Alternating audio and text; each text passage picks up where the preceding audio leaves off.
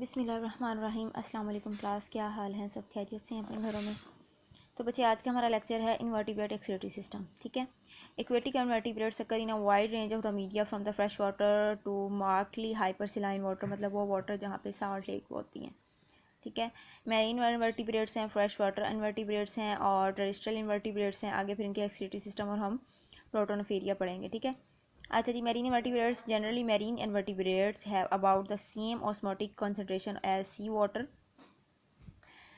This avoids any need to osmoregulate.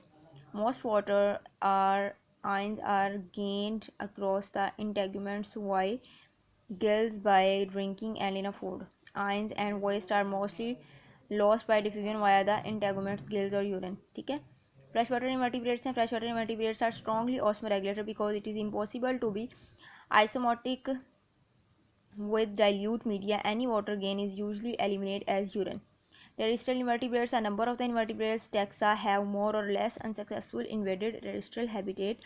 The most successful terrestrial invertebrates are the arthropods, particularly the insects, spiders, scorpions, ticks, mites, centipedes, and millipedes. Overall, the water and the ion balance of the terrestrial invertebrates is quite different from that of aquatic animals. Because terrestrial invertebrates face limited water supplies and water excess by the evaporation from the integuments, मतलब वो ये कह रहा है कि जो terrestrial invertebrates हैं तो उनका टोटल डिफरेंट होता है मैरीन और फ्रेश वाटर से, क्योंकि उनको बहुत सारी उनको वाटर लॉस का सामना करना पड़ता है। इस वजह से उनका जो प्रॉपर जो सिस्टम है वो बिल्कुल डिफरेंट होगा। आगे इनका एक्सक्रीटरी सिस्टम है contractile vacuoles. Some protists and marine invertebrates, protozoa, cnidarians, echinoderms वगैरह do not have specialized excretory structure because waste simply diffuse into the surrounding osmotic water. In freshwater species, cells on the body surface actively pumps ions into the animals.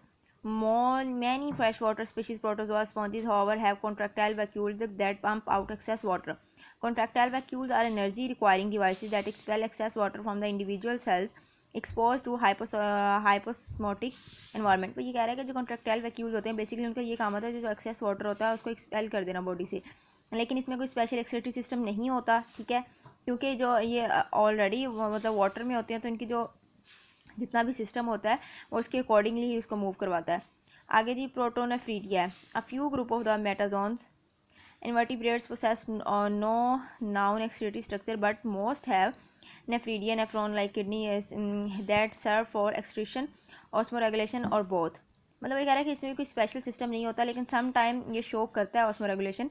Probably the earliest type of the nephridium to appear in the evolution of animal was the protonephridium. Among the simplest of the protonephridia are the flame cell systems such as those in a rotifers, some annelids, larval molluscus and some flatworms.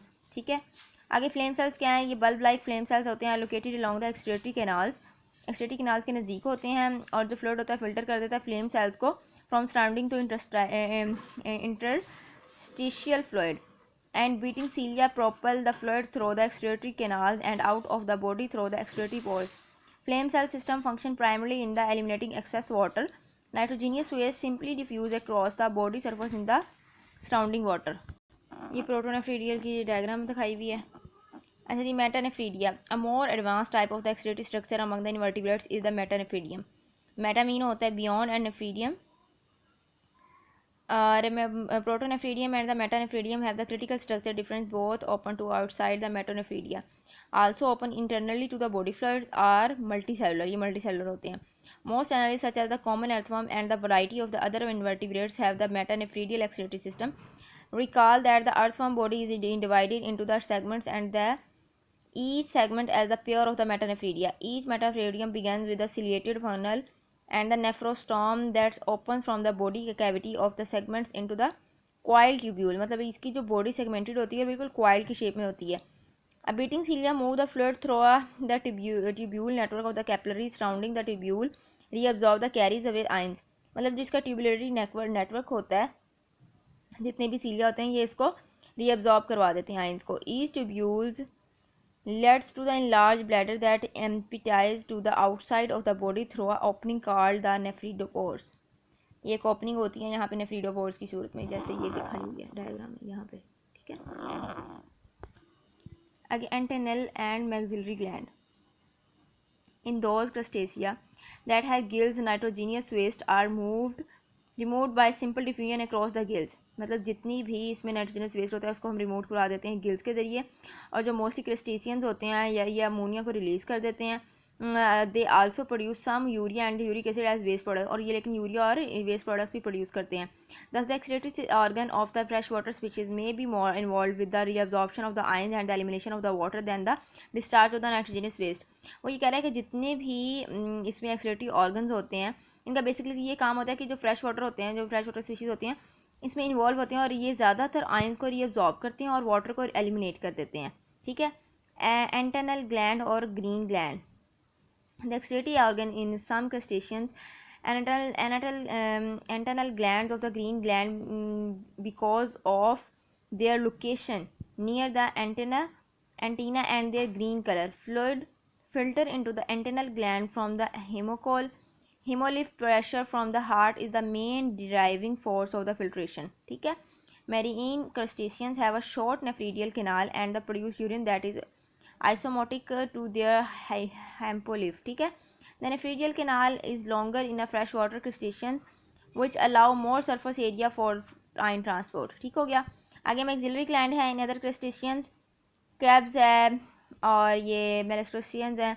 In excretory glands are near the maxillary segments and are termed maxillary gland. In maxillary gland, fluid collect within the tubules from the surrounding blood of the hemocoel, and this primary urine is modified substantially by selective reabsorption and secretion as it's moved through the excretory system and rectum.